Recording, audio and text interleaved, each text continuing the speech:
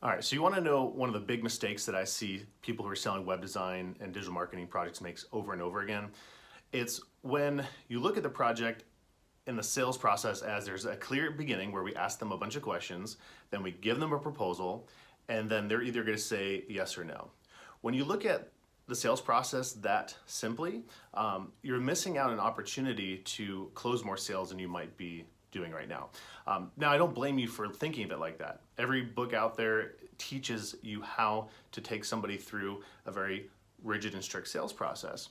And what I see is a lot of people could be introducing a new element to that process that really will help you close more deals. And here's how it looks. So let's say that you went out to a prospect and you heard what they were doing, where they wanted to go, and then you came back and gave them a proposal, maybe for a new website, for a Facebook ads campaign, for some email marketing, some SEO and those kind of things, right? And you basically are giving them your assessment of what you think needs to be done, which is what they asked you to do. Now, what happens if what you come back with isn't the right thing? Well, some clients will tell you and they'll be like, this isn't quite right. But a lot of clients are just gonna say, we'll think about it. Or they'll just tell you no, because maybe somebody else gave them something that was more in alignment with what they want. So the way I like to start the relationship with a prospect when I'm first talking to them is I want to let them know that, hey, I'm going to be asking them some questions and I'm going to get an assessment of what they want. And then I'm going to come back and give them a proposal. And my hope is that I knock it out of the park. That's a grand slam, that what I come back with to them as my suggestion is a no-brainer to move forward with. But there's a chance that, from the time that we talk today to the time that I present, things could shift and change. And so in the event I don't knock it out of the park, that is not the quite right solution, what we'll do is we'll just realign. I'll gather what needs to be done, and then I'll come back with the right solution. What this does is it takes away the pressure off of you as the person who's selling this project to have to deliver an absolute grand slam. You're letting them know that ultimately you want them to have the right fit.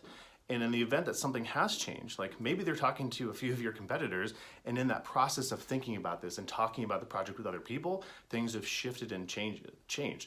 So I don't want the reason that you don't get the project because you don't have the flexibility to come back to them and show them a new way of doing things. Many times in the sales process, the client may think that your proposal is the final offer. Like, this is it. Like, I heard you, I'm coming back, here's exactly what I'm gonna do for you, and end a negotiation, right? But by framing this to that client up front and through that process, that really you're wanting their best interests to be reflected in that proposal, and that you're willing to come back and change and shift, lets them know that you're willing to negotiate, you're willing to shift the way that you are presenting things or the services that you include in order to fit their needs.